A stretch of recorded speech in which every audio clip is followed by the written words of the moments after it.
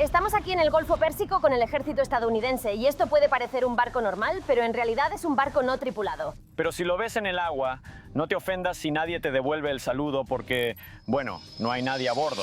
Por primera vez en la historia de los Estados Unidos, los buques de guerra controlados por inteligencia artificial no están navegando en áreas de prueba ni cerca de la costa. Están en el Océano Pacífico, operando como verdaderos buques de guerra sin marineros a bordo. El diseño del Sea Hunter es que es autónomo, y al ser autónomo, evita muchas de las restricciones de una embarcación convencional. Sin puente, sin literas, sin centro de mando, solo acero, sensores y un cerebro autónomo navegando por miles de kilómetros de océano abierto por sí solo. Así que Seagull es el único vehículo de superficie no tripulado en el mundo que realmente ha lanzado un torpedo. Y lo que terminaron haciendo en esas aguas sorprendió incluso a la Marina. Dentro de los primeros buques de guerra de inteligencia artificial de Estados Unidos. Sea Hunter y Seahawk son los primeros buques de guerra controlados por inteligencia artificial de la Marina de los Estados Unidos.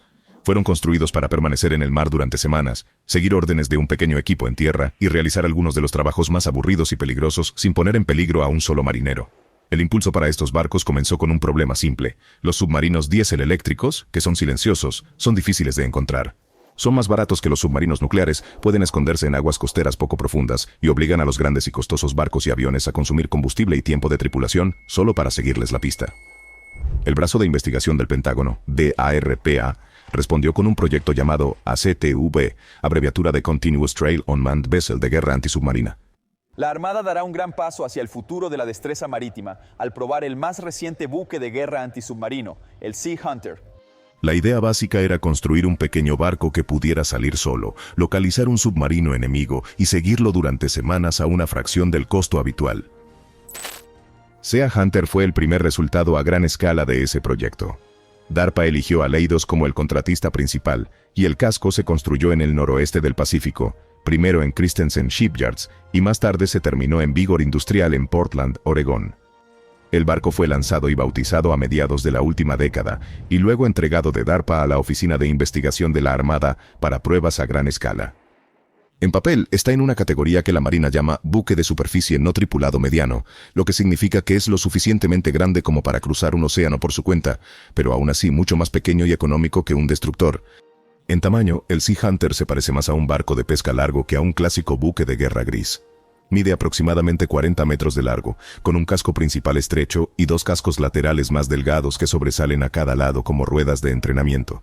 Ese estilo de 3 cascos, llamado trimarán, distribuye el peso del barco sobre el agua. Hace que el barco sea muy estable sin necesidad de una quilla profunda y pesada, por lo que puede operar en áreas poco profundas así como en aguas profundas. Completamente cargado, el Sea Hunter pesa alrededor de 140 a 145 toneladas.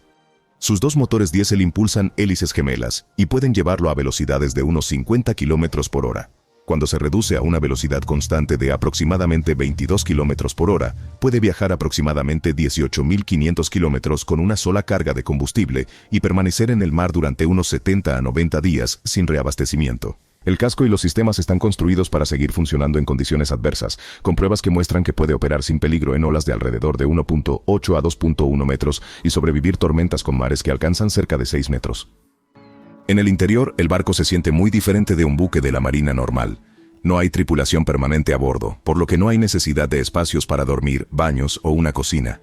Hay espacios para motores y tanques de combustible, estantes de equipos electrónicos y cables que pasan por troncos y compartimentos, junto con escaleras de acceso y escotillas para que los equipos de mantenimiento puedan entrar y trabajar cuando el barco está en puerto. Pero no hay un puente clásico con grandes ventanales al frente. Durante los años de prueba, se podía colocar una pequeña estación de control removible para que los ingenieros pudieran acompañar. Pero en uso normal, el barco está diseñado para funcionar en la oscuridad sin nadie a bordo. Para mantenerlo seguro cuando nadie esté presente para arreglar algo, el diseño utiliza múltiples bombas, generadores y sistemas de dirección, además de verificaciones internas de salud que constantemente monitorean la temperatura del motor, el flujo de combustible, la presión de dirección y los niveles de energía, y envían informes de estado de regreso a través de enlaces satelitales. La parte inteligente es el cerebro que lo impulsa. Sea Hunter usa un conjunto de ojos y oídos que serán familiares. Radar de búsqueda de superficie, cámaras y un receptor del Sistema de Identificación Automática, o AIS, que escucha señales de radio que la mayoría de los barcos comerciales transmiten con su nombre, posición, velocidad y rumbo. Un sistema de navegación de alta precisión une todo esto. El software toma esos datos en bruto y construye su propia imagen en tiempo real de cada barco y peligro alrededor. La idea clave es algo que los ingenieros llaman control supervisorio disperso. Eso significa que un pequeño grupo de personas en la costa o en otro barco le dice a Sea Hunter qué misión realizar y a dónde quieren que vaya, pero no lo controlan como un juguete teledirigido. El barco toma sus propias decisiones pequeñas sobre girar, reducir la velocidad y pasar otros barcos de manera segura. Los humanos observan lo que está haciendo en las pantallas y siempre pueden intervenir si algo parece estar mal, pero no tienen que sentarse y mover el timón cada segundo. Bajo todo esto se encuentra la misión principal que impulsó el diseño desde el principio: cazar submarinos. Los submarinos diésel eléctricos pueden apagar sus motores y derivar en áreas poco profundas, lo que los hace muy difíciles de escuchar desde lejos. Sea Hunter está diseñado para acercarse y permanecer allí. El barco puede remolcar largas cadenas de sonar y llevar otros equipos de escucha submarina. Una vez que una red más amplia de aviones, satélites u otros sensores sugiere que un submarino está en un área determinada del océano, Sea Hunter puede moverse a esa área y comenzar a escuchar en detalle. Su software puede fijar un submarino, seguir actualizando su posición y enviar esa información de regreso a los barcos de la marina o estaciones en tierra, mientras sigue silenciosamente al objetivo durante mucho tiempo. Uno de los argumentos más fuertes para este tipo de barco es el dinero. Construir el primer Sea Hunter costó alrededor de $20 millones estadounidenses, lo cual es diminuto en comparación con un destructor moderno que alcanza los miles de millones. Los líderes principales del Pentágono también han dado cifras aproximadas sobre los costos diarios de operación. Han dicho que debería tomar solo alrededor de $15,000 a $20,000 estadounidenses por día operar Sea Hunter, en comparación con aproximadamente $700,000 estadounidenses por día para operar un destructor. Aún así, el Sea Hunter siempre estaba destinado a ser un punto de partida. Después de varios años de pruebas y lecciones aprendidas, la Marina y Leidos se trasladaron a un segundo barco, el Sea Hawk. El Sea Hawk tiene casi el mismo tamaño básico y apariencia general que el Sea Hunter. Es otro trimarán largo con la misma misión general en mente y un peso de carga completa similar de alrededor de 145 toneladas. Pero el Sea Hawk fue construido más tarde en la costa del Golfo, bajo un contrato de investigación de la Marina, por un valor de alrededor de $35,500,000, e incorpora más de 300 mejoras específicas basadas en lo que los ingenieros observaron en el primer barco. Esas modificaciones incluyen sistemas eléctricos mejorados, un sistema de montaje más flexible para las cargas útiles y una estación de prueba operativa incorporada para facilitar las pruebas. El combustible y el alcance se mantuvieron centrales en el diseño. Los comunicados públicos describen al Sea Hawk como capaz de llevar alrededor de 53,000 litros de combustible, alimentando motores diésel gemelos como el Sea Hunter. Eso le da la misma capacidad básica para salir durante largos periodos sin repostar. Lo que cambió fue cómo el barco soporta el nuevo equipo. La red eléctrica mejorada facilita la conexión de diferentes sonares, paquetes electrónicos y futuros sistemas, sin tener que desarmar todo el interior cada vez. Los puntos de montaje de la carga son más fuertes y modulares, por lo que los equipos pueden colocar y retirar los sensores más rápido entre las pruebas. Una área de control de pruebas dedicada a bordo, utilizada cuando las personas viajan en el barco durante las comprobaciones iniciales, ayuda a los ingenieros a ver qué está haciendo el software de autonomía en tiempo real y ajustar configuraciones antes de dejar que el barco salga completamente por su cuenta.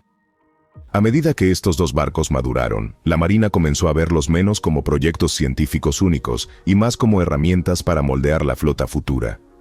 En alguna otra parte de la Marina, los ingenieros ya han tomado esas lecciones y las han aplicado a barcos no tripulados mucho más grandes que comenzaron su vida como simples barcos de trabajo comerciales y se convirtieron silenciosamente en algo muy diferente. Los barcos de guerra más grandes de Estados Unidos de inteligencia artificial, Ranger y Mariner, no comenzaron su vida como barcos de guerra. Comenzaron como simples barcos de trabajo para la industria del petróleo y el gas, construidos para transportar carga y trabajadores a alta mar. Más tarde, el ejército estadounidense intervino, eliminó los extras, llenó los cascos con computadoras y sensores, y los convirtió en algo nuevo, grandes buques de guerra guiados por inteligencia artificial. El proyecto detrás de ellos se llama Ghost Fleet Overlord, dirigido por un pequeño grupo en el Pentágono conocido como la Oficina de Capacidades Estratégicas. Su idea era dejar de esperar nuevos diseños de barcos, y en su lugar modernizar los barcos que ya existen. Alrededor de 2018, eligieron un tipo de barco comercial llamado buque de apoyo rápido, o FSV. Querían añadir sensores y sistemas de autoconducción y ver si los FSV podían actuar como buques de guerra sin una tripulación completa a bordo. Los buques de apoyo rápido están construidos para ser resistentes y rápidos pero económicos de operar, lo que los hace buenos bancos de prueba. El Ranger fue el primer gran buque de prueba Overlord. Mariner vino después como una hermana más avanzada. Ambas ahora son propiedad de la Marina de los Estados Unidos, pero fueron construidas por un equipo formado por Leidos, una importante empresa de defensa, y Gulfcraft en Luisiana, un astillero conocido por construir barcos de trabajo. Cada barco mide aproximadamente 59 metros de largo y unos 10 metros de ancho, aproximadamente el tamaño de un pequeño barco patrulla en lugar de un gran destructor. El casco básico todavía se parece a un buque de apoyo rápido con una proa larga, una casa de cubierta simple y una gran cubierta de trabajo abierta hacia la parte trasera. Están impulsados por 5 motores principales diésel que juntos producen alrededor de 10.000 caballos de fuerza y mueven chorros de agua en lugar de hélices normales.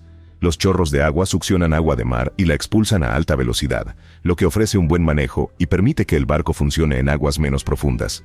3 generadores proporcionan energía eléctrica para computadoras, refrigeración y electrónica. Los barcos tienen grandes tanques de combustible porque siempre estuvieron destinados a permanecer en el mar durante largos periodos sin repostar. Además de ese casco, la Armada añadió muchos dispositivos electrónicos.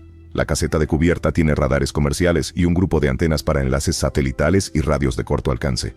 La cubierta trasera abierta ha sido despejada y reforzada para que pueda llevar hasta 6 contenedores de carga estándar. Algunos contenedores contienen combustible extra o equipo de soporte. Otros contienen bastidores de servidores, consolas de control y, en algunas pruebas, celdas de lanzamiento de misiles. Esta idea de contenedor es importante porque significa que el barco puede cambiar de misión intercambiando cajas en lugar de cortar el casco cada vez. En el interior, los espacios humanos han sido reducidos al mínimo indispensable. Los barcos de la flota fantasma Overlord a menudo se llaman no tripulados, pero en la práctica todavía pueden llevar una pequeña tripulación de mantenimiento, normalmente alrededor de 6 marineros para tomar el control manual y solucionar problemas durante pruebas exigentes. Día a día, la mayoría de las funciones del barco están destinadas a ser automáticas. Los motores, el engranaje de dirección, las bombas y los paneles eléctricos están conectados a un sistema de monitoreo central. El software verifica temperaturas, presiones, niveles de combustible y cargas eléctricas, y puede hacer pequeños ajustes por sí mismo para mantener el barco funcionando sin problemas. El corazón del cambio es el sistema autónomo. El equipo de navegación del barco conoce su propia posición gracias al GPS. Sus radares y otros sensores observan lo que hay a su alrededor. Las computadoras a bordo toman esos datos y planifican rutas seguras que eviten otros tráficos y peligros. Una de las cosas más importantes dentro del Mariner no es algo que puedas ver desde el muelle en absoluto. Es una versión digital del mismo sistema de combate que gestiona el radar y las armas en muchos cruceros y destructores de la Armada de los Estados Unidos. Ese sistema se llama Aegis. En esos grandes buques de guerra, Aegis toma datos de radares grandes y otros sensores, y muestra una imagen clara del cielo y el mar alrededor del barco para que las tripulaciones puedan decidir qué objetivos rastrear y cuáles disparar. Mariner no lleva todo ese equipo con antenas giratorias gigantes y una gran sala de operaciones. En su lugar, funciona con lo que los líderes de la Marina llaman un Aegis virtualizado en servidores informáticos reforzados. En términos simples, el cerebro del sistema se ha convertido en software que puede funcionar en un barco no tripulado. Esto permite a los ingenieros probar qué sucede cuando un barco con casi ninguna tripulación hospeda el mismo tipo de núcleo de pensamiento que normalmente vive en un gran buque de guerra tripulado. Ranger, por otro lado, se hizo conocido por un tipo diferente de prueba. El Pentágono publicó un breve video mostrando un barco gris en el mar con una caja de metal simple montada en su cubierta trasera. La tapa de la caja se abre. Un misil estándar 6, un arma de largo alcance diseñada para derribar aviones y misiles de crucero y alcanzar algunos objetivos en el mar, se lanza directamente al aire desde una de las 4 celdas dentro de la caja. El barco debajo es el Ranger, y la caja es un lanzador en contenedor conocido como el MK-70. Esa prueba demostró que un barco no tripulado dirigido por software y observado desde lejos podía transportar y disparar de manera segura uno de los misiles más avanzados de la Armada. Ranger y Mariner todavía son plataformas de prueba, pero se encuentran en un punto medio muy importante. Son más grandes y más poderosos que los primeros barcos pequeños no tripulados, por lo que pueden llevar armas serias y un cerebro completo de sistema de combate. Al mismo tiempo, son más baratos y simples que los cruceros de primera línea y los destructores, por lo que la Marina puede permitirse tomar más riesgos con ellos y exigir más a sus sistemas autónomos. Pero construir estos barcos fue solo el comienzo. La verdadera prueba vino cuando la Marina finalmente envió a los 4 al mar abierto. Cómo los barcos de inteligencia artificial de Estados Unidos patrullaron el Pacífico. A principios de agosto del año 2023, la Marina de los Estados Unidos envió discretamente al cazador del mar, Seahawk, Ranger y marinero desde la costa del sur de California. A primera vista, parecían cascos grises ordinarios moviéndose más allá del rompeolas, pero había una gran diferencia. Nadie estaba parado en el puente. La Marina le dio a todo el experimento un nombre, Problema de Batalla Integrado 23.2, a menudo abreviado como IBP 23.2. La Marina quería ver si 4 barcos de guerra no tripulados podían salir de California, cruzar el Pacífico como barcos normales, trabajar con otras fuerzas durante meses, entrar en puertos extranjeros y luego regresar a casa en una sola pieza. Para este despliegue, fueron agrupados bajo una organización, División 1 de Buques de Superficie No Tripulados, con sede en California.